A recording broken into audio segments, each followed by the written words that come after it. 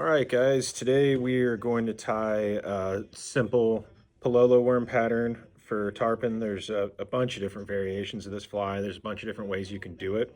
It's a relatively simple fly. This is the one that we're going to do today, just for another variation. This is one of the ones that Dave Skoke typically ties for the shop, a little bit heavier with a epoxy head. All right, so we're going to start our fly with some rabbit strip. There's a number of different colors that you can use. This is the standard, not the crosscut. You can use crosscut if you want. It's just a little bit easier to skin it with the hair direction on a standard. I'm using fluorescent fuchsia today. Some popular colors are reds, pinks, oranges, purples, stuff like that. So I'm going to tighten my vise up so that my jaws are touching whenever they're closed. And I'm going to take this strip of rabbit and see how the fur is going down this direction towards this end. So I'm going to clip the top of this right here. You can see this all coming down. I'm going to clip the top of this into my vise so that it'll hold it for me. So now you can grab the end here,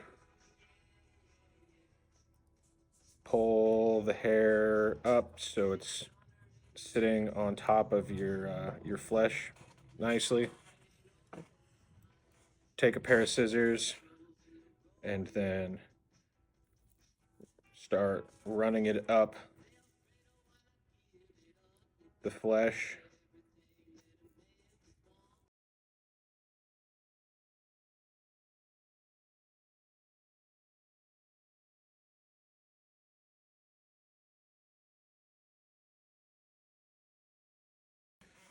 All right, so all this extra fur here, this fluff. If you tie a lot of flies, it's nice to keep some of this stuff around, even though it's not something that you're going to be using on this fly.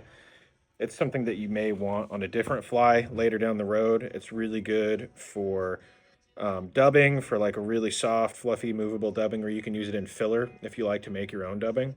Once you skin your strip of rabbit here, I usually like to go back through it and just clean it up a little bit. It doesn't matter too terribly much, but I'll usually go back through and make sure that there's not stuff on the sides of the strip that got left out, and that it doesn't look like a hatchet job. It looks a little bit more even. Then you can take your skinned strip of rabbit here, and if you're tying more than one of these worms, you can take your measurements and you can cut all of your strips and prep everything for it. I'm just going to do one today, so I'm going to leave that there and get my hook and my vise. My hook is a SL12S number 2 short shank. It's this hook right here. This is by far my favorite hook for these worm flies. It's a phenomenal tarpon hook. It's got a very good temper, and so it will hold up to a big fish, but it's small enough that it doesn't actually dwarf your pattern. So you'll still get good bites. Fish aren't going to turn off it as much. So after my hook is in here, I'm going to measure how long I want my strip to be. So I usually like my rabbit strip being somewhere about yay long. Now I'll take the end of my rabbit strip. This doesn't really matter. You don't have to do it, but I'll usually put a little bit of a taper in the end. Just got a little point on there. Now I'm going to take my thread. I'm using Danville's Flymaster 210 denier, and start my thread and lay down my thread base here. You're going to want to go back until right before the hook shank starts to bend. If you put your hook level in your vise, then on these SL12S short shanks, whenever you drop your bobbin and you let it free hang, your thread is going to be level with right where the barb starts. It's a good way to keep track of like where you're at on the bend of your hook. So now you're going to take your rabbit strip, and it's going to go fur side, the side that you skinned goes down, The flesh side goes up. And then you're going to wrap it around the top of the shank, set up with the length that you want on it there. So right about there for me. Pinch it with my left hand, and I usually do loose spiraling wraps and tighten as I go forward. Whenever you do those looser spiraled wraps, it's going to help trap your material and keep it from rolling as much around your shank, so you're not going to have to fiddle with it as much to make sure that it's level. And then once you have it down and it's where you want it, you can go back through a little bit tighter to lock all those thread wraps down and keep that rabbet in place. So now the next thing we're going to do is we're going to do a foul guard. Again, there's a bunch of different ways to do foul guards. One of the simplest ways that I like to use is a piece of fluorocarbon or a piece of mono and some UV resin. So I've got 60-pound Andy fluorocarbon here. Doesn't have to be this. It doesn't really matter, just as long as you've got a nice stiff piece of fluorocarbon or monofilament that you can use. I'm going to clip off a little piece of it. I'm going to take a set of flat pliers here, and then we're going to flatten this fluorocarbon down so that it'll tie in nicely. It's not going to roll. Get a little bit decent amount here flattened. Measure it on my fly here.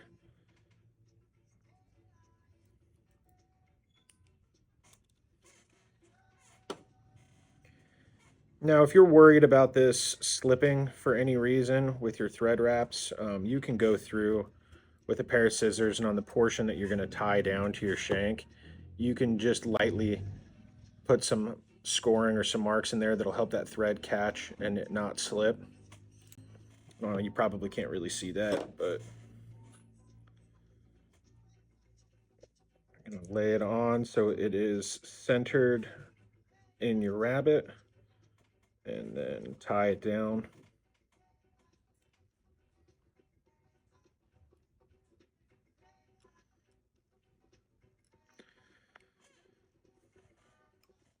All right, so now I use brush on super glue. I'm using Zap-A-Gap brush on.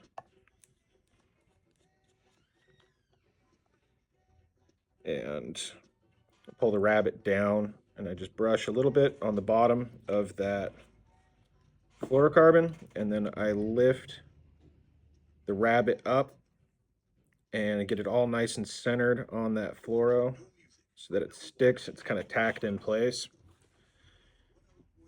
Now we're going to take Solarez, the thin, hard resin, and we're going to just lay a bead over the top of this fluorocarbon to lock it onto the rabbet strip and stiffen the back of this rabbet here.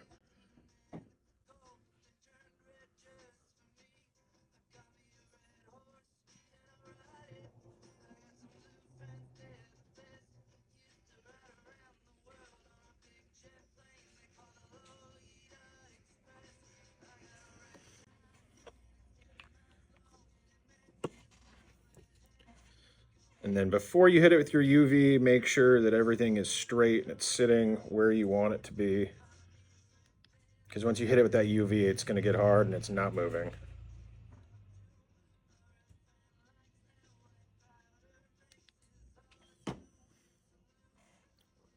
So now you've got your foul guard in here. And we're going to start on the head.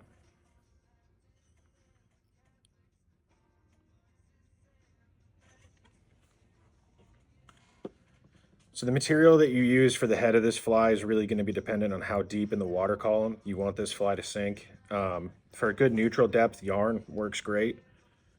This is some of the Dave Skoke vintage sparkle yarn. This is in one of the tan variants. I don't remember which color it is. I lost the bag, but we do carry this stuff at the shop. And just tie in tip of the yarn here. All right, so I'm going to take this yarn and we're going to start wrapping with touching wraps up to right before the eye of your hook, you're not going to wrap all the way up to the eye of the hook, just up to here. If you're in a hurry and you want to, you can wrap the entire thing with yarn and you can just call it quits there. If you want a little bit of UV or a little bit of something to help this fly pop, then tie it off. Give yourself just a little bit of space there.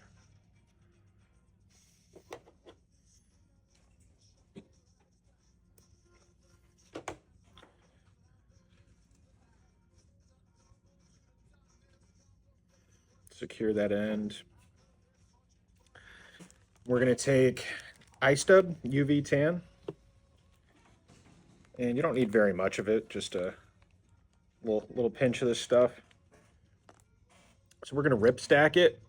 So you hold it in the middle relatively tight, you grab the tip, and then you pull to straighten the fibers, and then you stack them back on top of each other. And you keep doing this, and eventually those fibers will all start to line up. When you got them all kind of nicely lined up and stacked up like that, this is a little too long for what we're going to do, so we're going to cut it in half.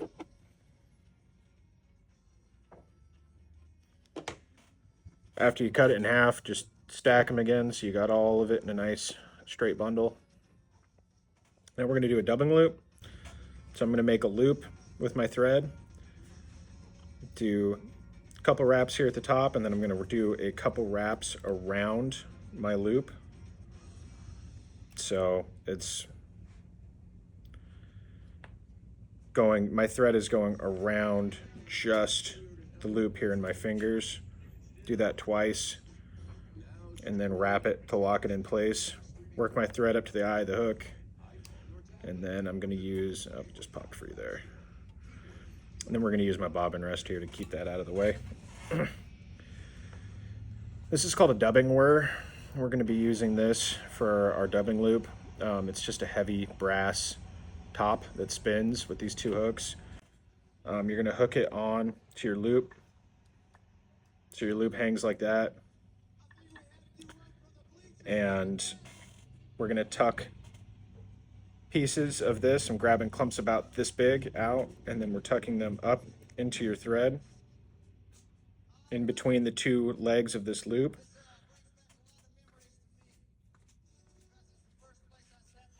We're just going to keep doing that here until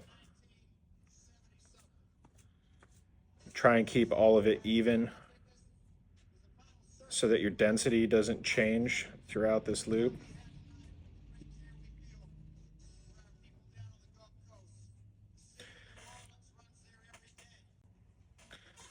So this is what it looks like before you spin it, you know, and you just kind of tweak it a little bit here, make sure that the fibers are centered, make sure your density is relatively even throughout it.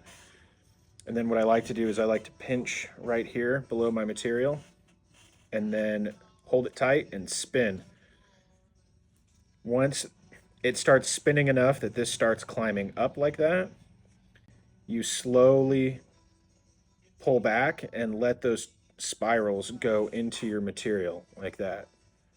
The slower you do it, the less of these fibers are going to get trapped whenever it's spinning. If you just spin this dubbing whir, a lot of times this will cord up and almost turn into like yarn. So it'll just help you with your brush out phase. Now once you have that all twisted up, take a brush, and we're just going to brush this all out, catch any of those trapped fibers that I missed.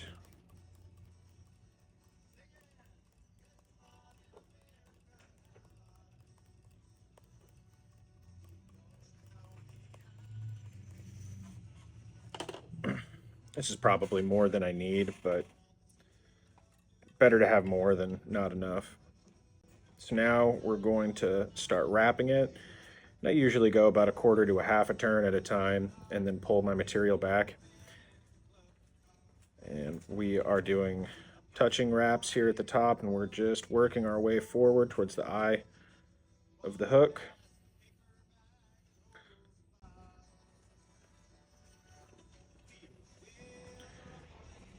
Now when we're all the way up here at the eye, see I did have way too much here, that's fine.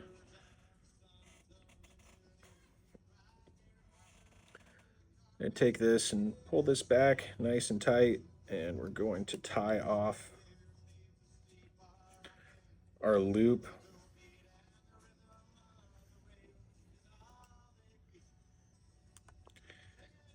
And then we are going to cut our loop off here.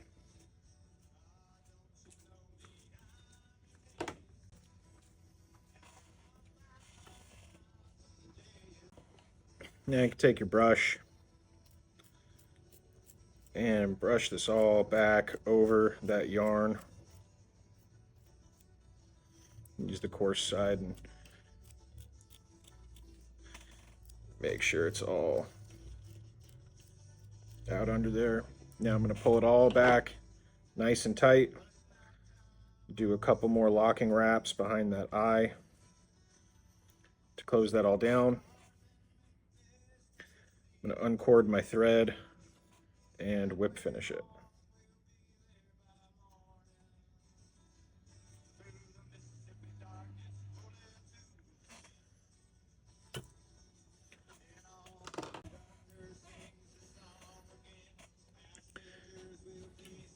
Now just to lock down those that whip finish and all those thread wraps on the head, I'm just going to use a little bit of this thin bone dry Solarez UV resin. I'm going to brush it on just my thread wraps up here. I'm going to try not to get any in to my dubbing loop there. Because you inevitably will get some in your dubbing loop, I recommend pulling it back so it's all nice and even before you hit it with your UV light, so that when it does cure, it's not getting cured in a funky position. And that's it. It's a tarpon worm.